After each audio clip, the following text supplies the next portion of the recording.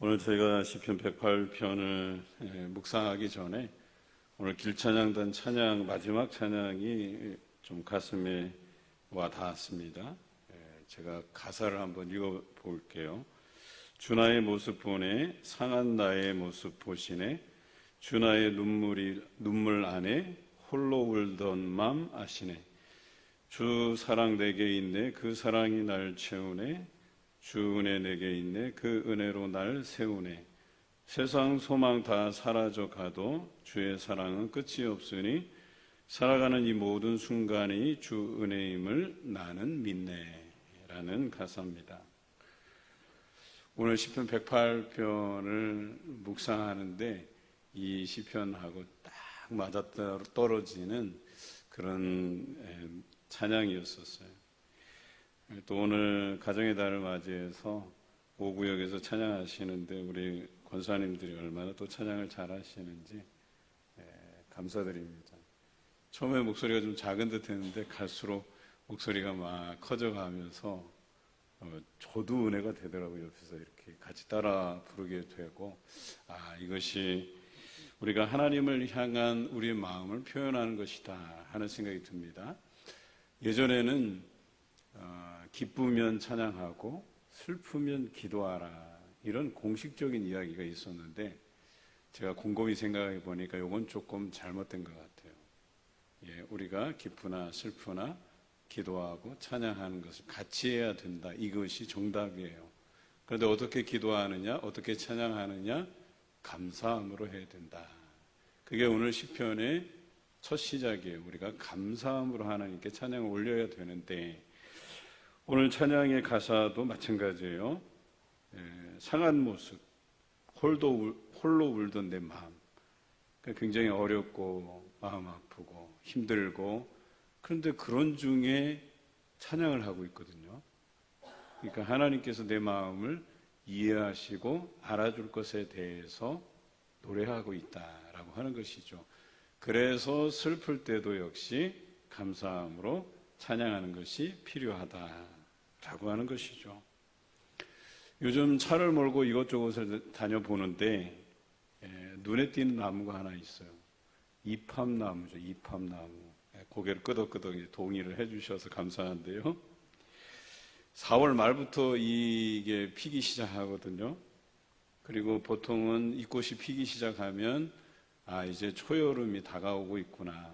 요즘 오후 한낮의 날씨가 대단히 더워요. 그렇죠? 그래서 여름이 빨리 오겠구나 하는 생각을 해보죠. 제가 다니면서 이 꽃나무 이름을 잘 몰라요. 그런데 저게 도대체 무슨 나무일까 궁금해서 찾아본 거예요. 그랬더니 그게 이팝나무더라고요. 근데 이 이팝나무가 이 전주 지역과도 연관이 있는 나무라는 거 알고 계십니까? 이 이팝나무의 학명은 치오난투스 레투사라는 거예요. 어렵죠? 치오난투스라는 뜻은 흰 눈이라는 뜻이에요. 그리고 레투사는 꽃이라는 뜻입니다. 흰 눈 꽃 이런 뜻이에요. 그런데 왜 이 나무를 우리는 이팝나무라고 했는가? 박정남의 시에 이런 표현이 있습니다. 그분의 시 제목이 이팝나무 길을 가다라는 시인데요. 제가 읽어볼게요.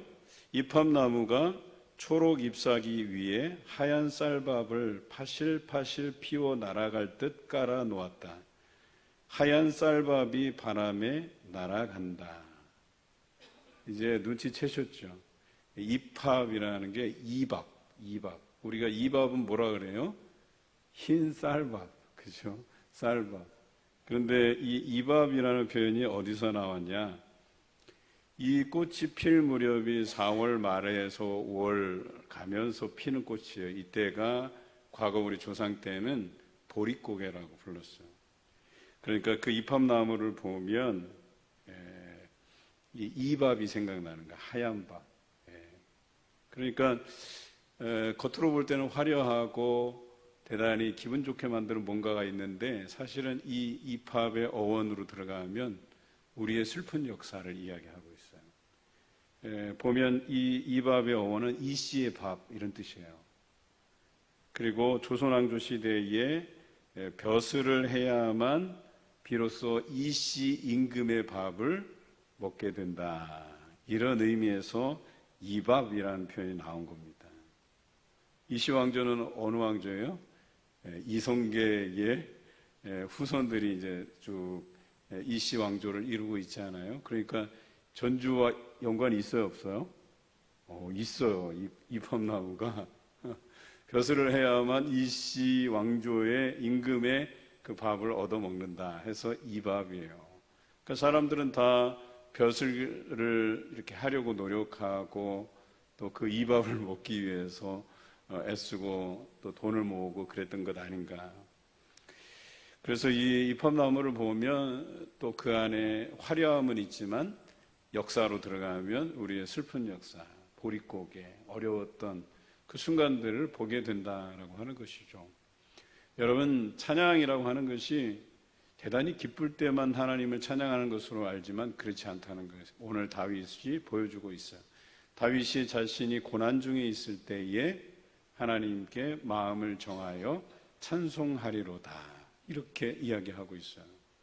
그러니까 다윗은 기쁠 때만 찬양하는 것이 아니라 그가 고난 중에 있을 때 하나님의 구원이 간절할 때 하나님께 감사함으로 찬양하는 모습을 볼 수가 있어요.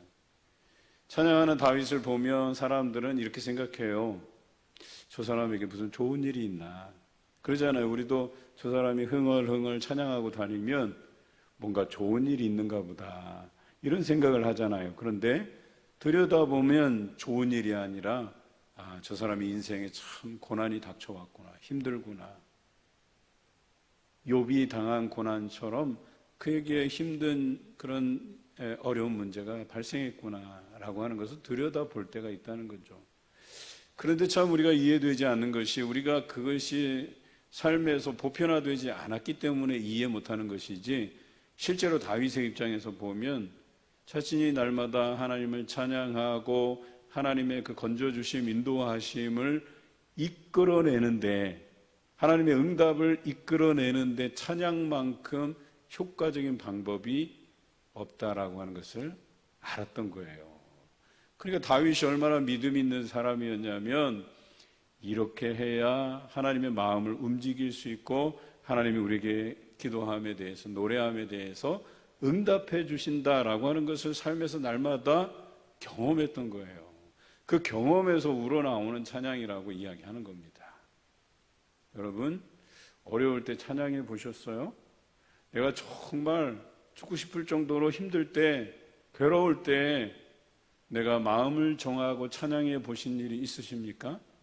그런데 이게 중요하다는 거예요. 다윗은 이 진리를 깨달았어요. 그래서 오늘 본문에 보면 너무나도 힘든데 그래서 내 찬양하는 모습을 보면 다른 사람들이 오해할 정도로 저 사람에게 무슨 기쁜 소식이 있나? 라고 오해할 만큼 하나님을 기쁘게 감사로 찬양하고 있다라고 하는 것입니다. 그리고 그것이 자신에게 처한 어려움을 이겨나갈 수 있고 또 이 어려움에서 나를 건져주실 하나님의 손길 그 응답을 이끌어내는 방법이라는 것을 정확히 알았다는 거예요. 오늘 이러한 깨달음이 여러분에게도 있으시기를 간절히 기원합니다. 오늘의 시편을 보면 1절에 이렇게 나와 있습니다. 우리 화면을 보고 함께 읽겠습니다. 하나님이여 내 마음을 정하여 싸우니 내가 노래하며 나의 마음을 다하여 찬양하리로다. 1절만 보면 오해하기 쉬워요. 뭔가 찬양할 만한 이유가 있겠구나, 좋은 일이 있겠구나 라고 하는 그런 분위기로 읽혀질 수 있어요. 그러나 오늘 시편을 다 묵상하고 나면 다윗에게 어려운 문제가 있었구나 라고 하는 것을 알게 돼요. 그래서 이 시편이 더 은혜가 되는 것 아니겠어요? 참 어려운 중에도 마음을 정하고 그리고 마음을 다해서 하나님을 찬양하고 있다라고 하는 것이죠. 오늘 이 시작은 우리가 생각하기에 찬양할 이유가 충분한 그런 이유가 있겠구나 이렇게 보게 된다라고 하는 것이에요. 그러나 이팝나무라고 제가 말씀드렸던 것처럼 그 속에 숨겨진 아픔과 고난이 있는 거예요. 내가 여전히 찬양하지만 내가 홀로 울고 싶은 마음이 있고 또 내가 겪는 고난이 있고, 그러나 하나님께서 나를 은혜 중에 붙드시고 나를 세워주실 것을 믿으며 찬양하고 있다라고 하는 사실이죠. 오늘 길찬양단 찬양하는데 또 몰라요. 이 앞에서는 즐겁게 여러분 앞에 찬양하고 있지만 또 그 마음은 썩어 문드러져서 아프고 괴로운 심정으로 찬양할 수도 있다는 걸 기억하셔야 돼요. 날마다 우리가 좋을 수는 없잖아요. 그런데 기쁨으로 찬양할 때 그 찬양에 응답하시고 귀 기울여 주시는 분이 하나님이시다라고 하는 이 진리를 깨달아 알기를 간절히 원합니다. 그래서 다윗이 하나님을 향해서 이 마음을 다해서 찬양하겠다고 결심한, 마음을 정한 그 이유가 6절에 나옵니다. 우리 6절의 말씀을 같이 읽겠습니다. 주께서 사랑하시는 자들을 건지시기 위하여 우리에게 응답하사 오른손으로 구원하소서. 그렇습니다. 찬양을 하는데 기쁜 게 아니라 건져주심을 바라고 있는 상태예요. 하나님이 우리를 구원해 주시기를 바라고 있는 상태예요. 여러분, 건져주시고 구원해 주시고는 다 어느 때에 쓰는 말들이에요? 우리가 어려울 때 쓰는 말들이에요. 하나님, 제가 어렵습니다. 제가 힘듭니다. 저를 구원해 주십시오. 저를 이 악의 구렁텅이에서 나를 구원해 주십시오. 건져내 주십시오. 이렇게 표현하는 것 아니겠습니까? 다윗이 매우 어려운 처지에 놓여 있다라고 하는 것을 이야기하는 거예요. 그가 찬양하는 이유가 뭐예요? 어렵기 때문에, 힘들기 때문에. 그러나 마음을 정해서 하나님을 찬양하고 있다라고 하는 것입니다. 여러분, 찬양은 즐거울 때만 부르는 것이 아니에요. 우리가 어려울 때도 마음을 정해서 우리 마음을 다해서 하나님을 찬양할 이유가 있다는 것이에요. 영적인 어두움이 임했을 때 오늘 시인은 비파야 수구마 깰지어다 내가 새벽을 깨우리로다 이렇게 고백하고 있어요. 여러분, 어두움이 임하면, 어두움이 깊게 임할수록 무엇이 가깝다는 것을 알게 돼요? 새벽이 가깝다는 것을 알게 돼요. 밤이 깊으면 새벽이 오게 마련이에요. 우리 크리스천들에게는 고난이 깊어지면 깊어질수록 하나님의 때가 가까이 왔음을 알게 되는 거예요. 하나님이 우리를 구원해 주시고 우리를 은혜 중에 붙드셔서 세워주실 그 날이 속히 오리라고 하는 것을 알게 되는 거예요. 이 진리를 우리가 알 수만 있다면 밤이 깊을수록, 영적인 어둠이 더할수록 우리는 새벽을 기다리며 찬양함이 필요하다. 오늘 시인처럼 비파야 수구마 깰지어다 내가 새벽을 깨우리로다. 나의 영적인 각성, 그게 마음을 정하는 것과 같은 단어예요. 새벽을 깨우리로다, 이것이 뭐냐면 내가 마음을 정하다는 것과 같은 표현이에요.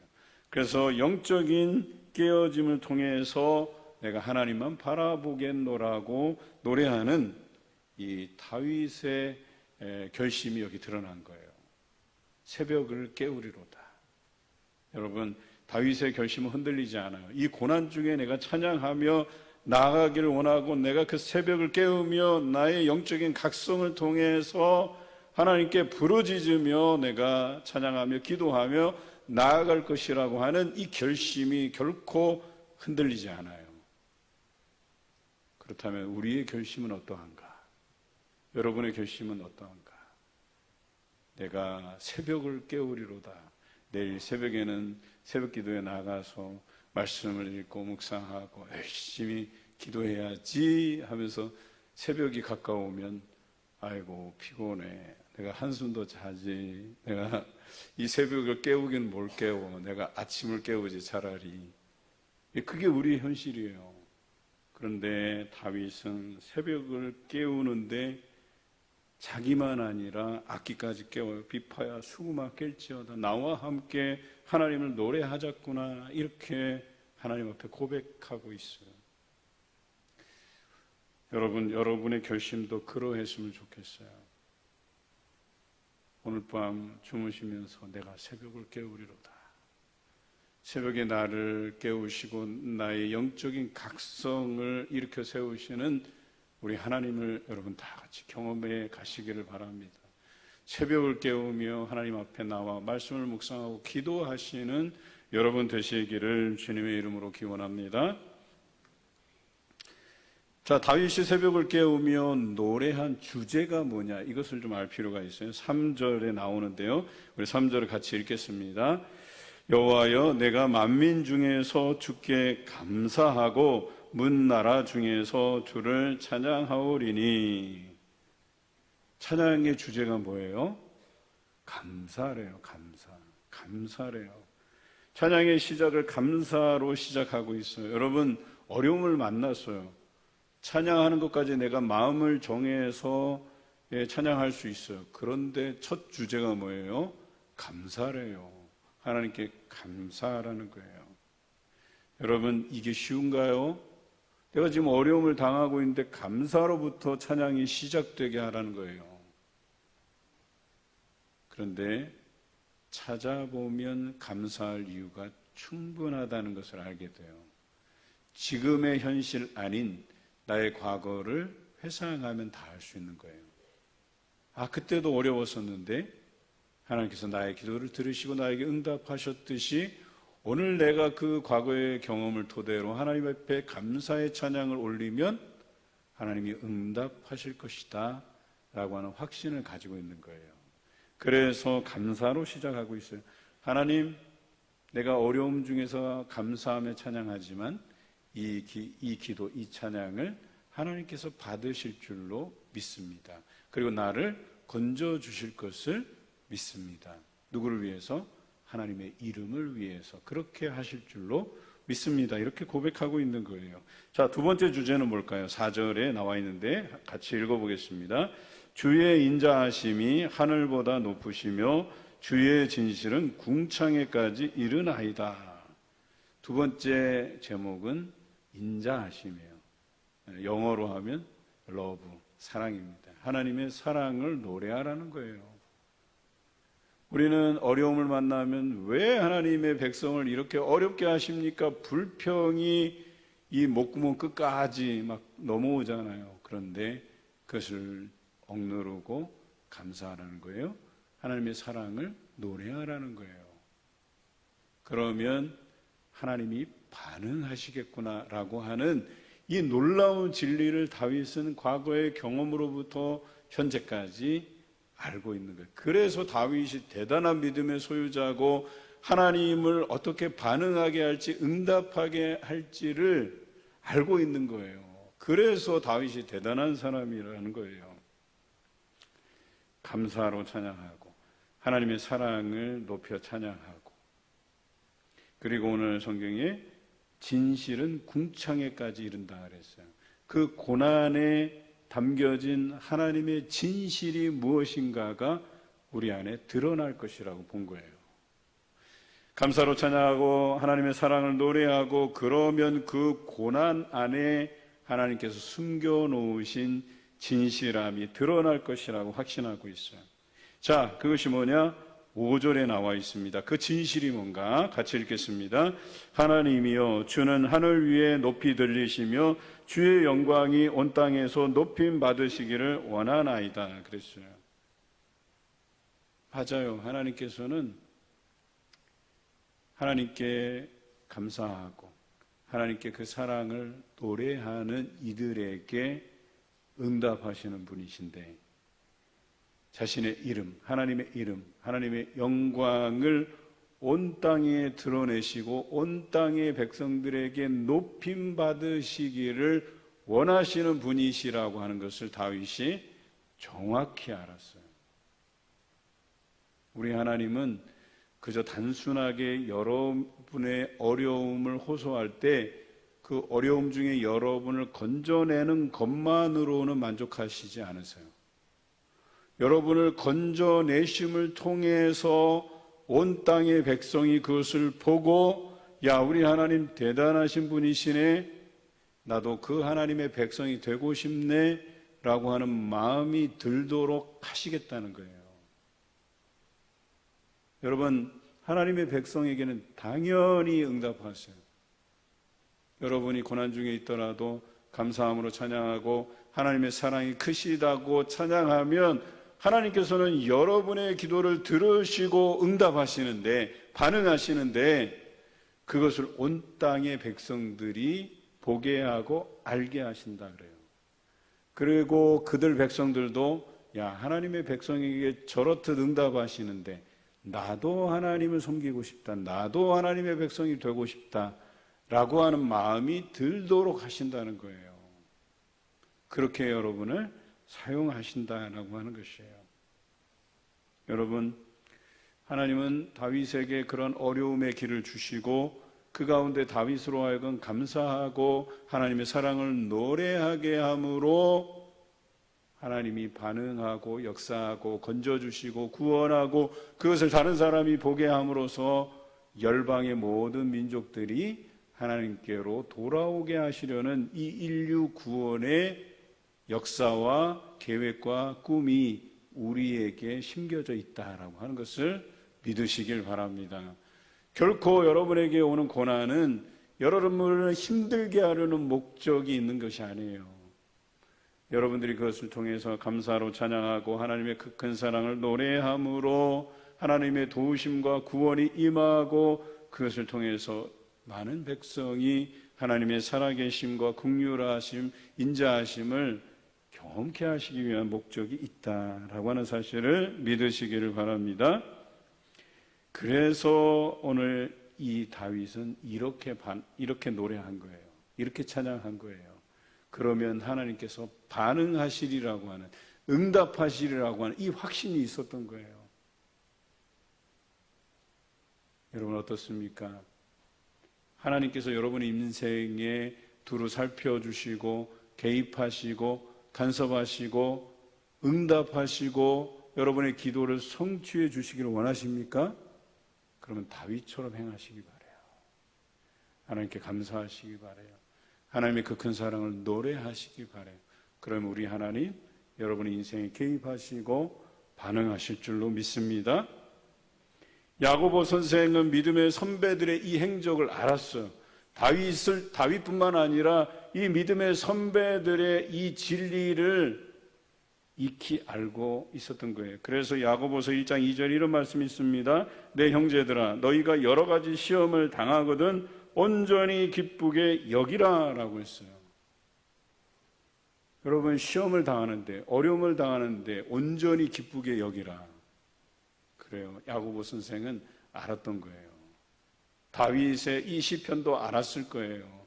그 외에 여러 하나님의 사람들, 그 믿음의 선조들, 선배들의 그 스토리를 그는 충분히 이해하고 알았어요. 진리를 알았어요. 그래서 여러 가지 시험을 만나거든 어려움을 당하거든 온전히 기쁘게 여기라. 물론 내용은 조금 다르지만 이렇게 표현되어 있어요. 그 믿음의 시련이 인내를 낳게 될 것이다. 그리고 그 인내가 우리의 신앙을 성장시킬 것이다 라고 고백하고 있어요. 여러분 어떠십니까? 우리가 이 경험을 계속해서 반복하다 보면 신앙이 든든해져, 단단해져. 웬만한 어려움 갖고는 나를 흔들 수가 없어요. 그래서 다윗처럼 어려움을 만나면 아주 태연하게 우리 하나님이 나를 건져주실 거야 하고 하나님 앞에 감사로 찬양하고 하나님의 그 이름의 영광을 올려드릴 거예요. 여러분 그러하실 줄로 믿습니다. 그러한 믿음까지 성장해 가시기를 주님의 이름으로 축원합니다. 다윗은 이러한 경험이 첫 번째 경험이 아닌 것을 알게 돼요. 그래서 날마다 반복하고 인생 전반에 이런 경험이 있었기 때문에 지금보다 더 어려운 순간이 있었어요. 그가 왕이 되기 전에 사울에게 쫓겨다니는 신세가 되잖아요. 몇 번을 죽음의 위기에서 벗어나게 되잖아요. 그때마다 찬양한 것이잖아요. 그런데 오늘 성경에는 그것과는 좀 상황이 좀 다른 상황이지만 여전히 어려움 속에 있었어요. 어려움이 어떤 것인가에 대해서 이제 하반절에 나오는데요. 7절부터 볼까요? 7절은 하나님의 응답이 나와요. 하나님의 응답하실 것을 알고 감사로 하나님의 사랑을 노래했더니 하나님이 반응하세요. 어떤 반응이신지 우리 7절을 같이 읽어보겠습니다. 하나님이 그의 성소에서 말씀하시되 내가 기뻐하리라. 내가 세겜을 나누며 숫꽃 골짜기를 측량하리라. 그래요. 하나님이 들으셨어요. 그리고 반응하셨어요. 어떻게 반응하셨어요? 내가 기뻐하리로다. 너의 그 찬양 드리는 것, 내 그 큰 사랑을 노래하는 것, 내가 그것으로 인해서 기쁘다라고 반응하셨어요. 그리고 살펴보신대요. 측량하신대요. 우리의 인생을 들여다보고 계셨어요, 이미. 그런데 이제는 개입하시겠대요. 이제는 방관하시기만 하시는 것이 아니라, 지켜보시기만 하시는 것이 아니라, 이제는 우리 인생이 개입하시겠대요. 찾아오시겠대요. 이제 그의 문제를 정확하게 짚어서 해결하시겠다는 의지가 여기에 담겨져 있어요. 자, 그 표현이 바로 8절, 9절, 10절이에요. 우리 8절 읽어볼까요? 길르앗이 내 것이요 므낫세도 내 것이며 에브라임은 내 머리의 투구요 유다는 나의 규이며. 이스라엘 백성들을 대표하는 지파들이잖아요. 이 지파가 다 내 것이다 표현하신 거예요. 내가 아끼는 자들이라는 거예요. 내 아끼는 자들을 내가 무관심하게 쳐다보지 않겠노라고 말씀하시는 거예요. 내가 개입해서 너희의 인생을 바꾸시겠다고, 지금 그 어려움들을 바꾸어내시겠다고 의지적으로 표현해내시는 거예요. 이것이 우리 인생을 향한 하나님의 반응이 있어요. 다윗이 어려움을 호소할 때 하나님이 이렇게 반응하셨어요. 너의 찬양을 인하여서 내가 기쁘다. 이제는 내가 너의 인생이 개입하겠다. 너는 나의 기뻐하는 백성이다. 이렇게 표현하신 거예요. 자, 이제 하나님께서 어떻게 처단하시는지 볼까요? 9절입니다. 같이 읽겠습니다. 모압은 내 목욕통이라 에돔에는 내 신발을 벗어 던질지며 블레셋 위에서 내가 외치리라 하셨도다.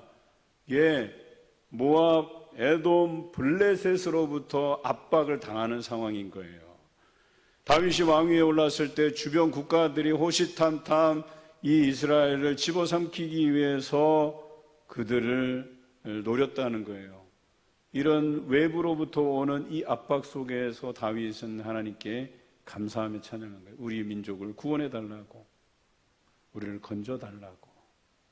그랬더니 하나님께서 그 찬양에 반응하시는데 내가 기쁘다. 내가 이제는 너희를 들여다보았는데 이제 너의 인생을 개입해서, 모압은 어떻게 해요? 내 목욕통물로 쓸 거다. 얼마나 통쾌한 표현이에요. 목욕통물로 쓰시겠다는 거예요. 그리고 에돔은 어때요? 에돔을 향해서 내 신발을 벗어서 던져버리겠다 말씀하세요. 얼마나 통쾌한 표현이에요. 이스라엘을 괴롭히는 이 에돔에 대해서는 하나님께서 신발을 벗어서 그들에게 던지시겠대요. 우리 하나님 손 하나만 까딱해도 그냥 다 날아갈 판인데 얼마나 통쾌하게 표현하세요. 신발을 벗어서 그냥 확 던져버리는.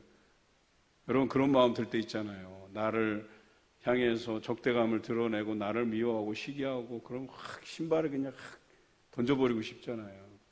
제가 죄송한 고백인데 제가 어릴 때 이 여자들에 대한 그 관심을 끌기 위해서 참 못된 짓을 많이 했던 것 같아요.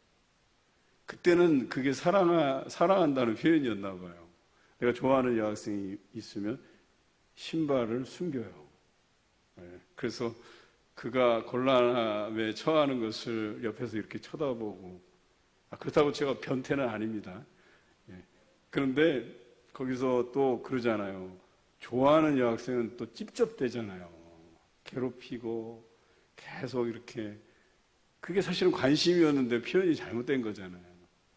그런데 그 학급에서 아주 이렇게 성격이 불같은 여학생이 하나 있어요. 제가 이름도 기억하는데 공개적으로 드러낼 수는 없고, 이 친구가 잘하는 게 남자들이 찝쩍대면 쌍욕에다가 슬리퍼를 갖다 냈다 던져요.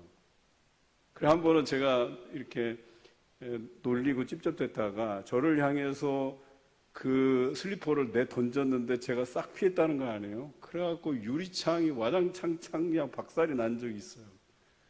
그래서 선생님이 찾아오셔갖고 너 왜 그랬냐 그랬더니 저 윤모 씨가 나를 놀려서 그렇다. 그래서 제가 교무실로 끌려갔던 기억이 있어. 그런데요, 참 보면 이 표현이 그래서 저는 기억에 남아요. 우리 하나님께서 통쾌하게 이스라엘을 괴롭히는 다윗을 힘들게 하는 그 사람을 향해서, 그 민족을 향해서 신발을 벗어 던진다. 얼마나 통쾌합니까? 심지어는 블레셋에 대해서 어떻게 표현해요?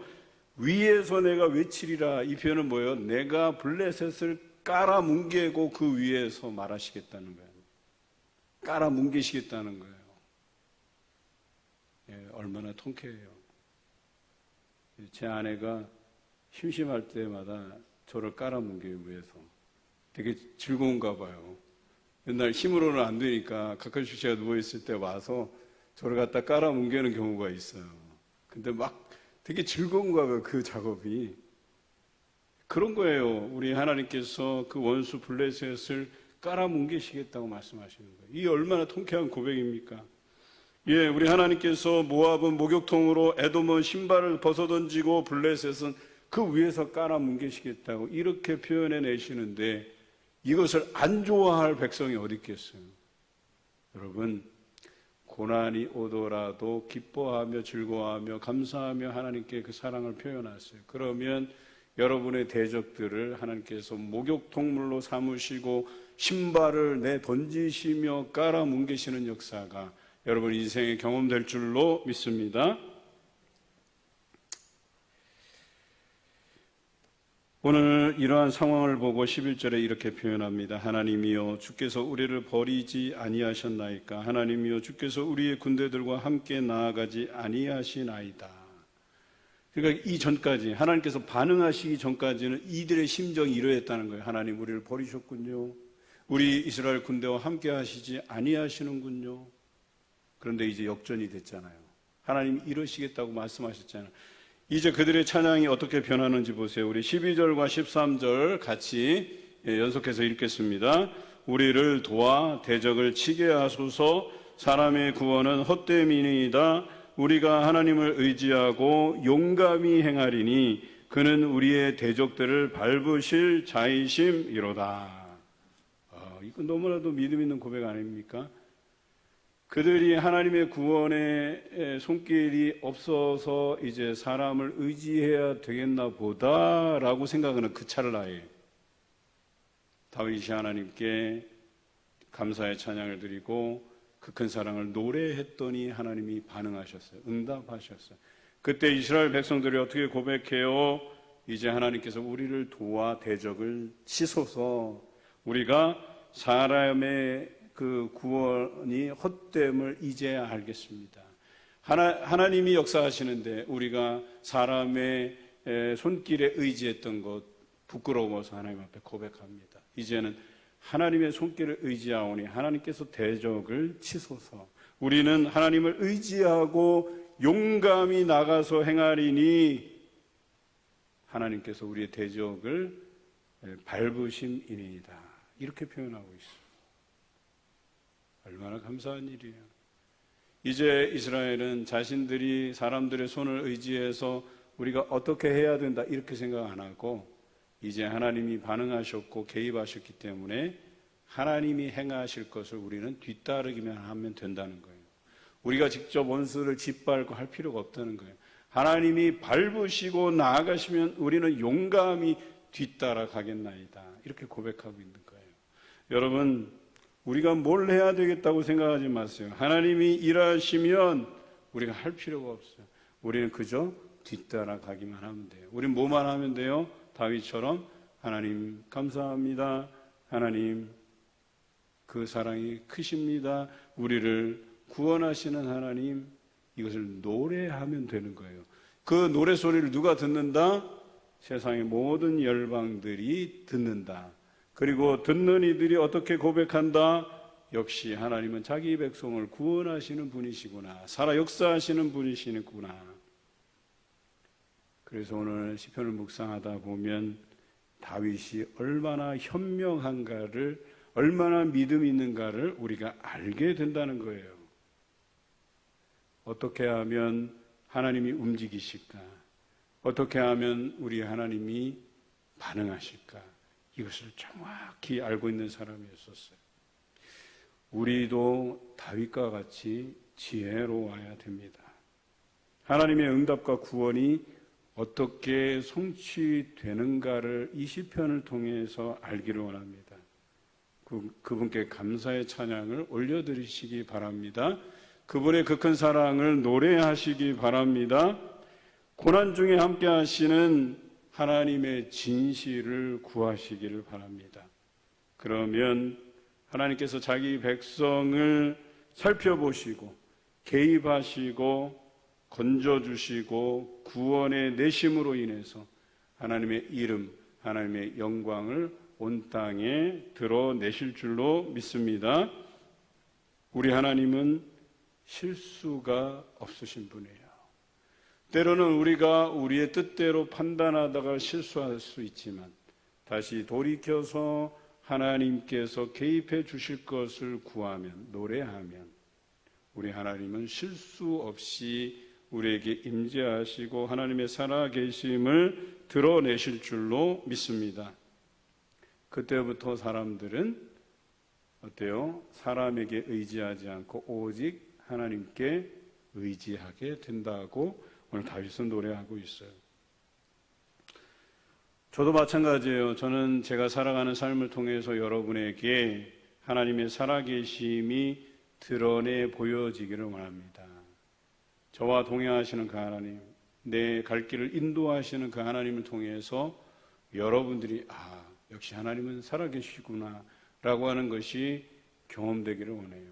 뿐만 아니라 여러분과 동행해 주시는 그 하나님이 여러분의 그 감사의 찬양, 그 큰 사랑을 노래하는 그 찬양을 통해서 개입하시고 건져주시고 구원해 주시는 역사를 통해 여러분 삶을 통해 많은 사람에게 하나님 살아계심을 드러내 보이시는 역사가 날마다 경험되시기를 주님의 이름으로 기원합니다.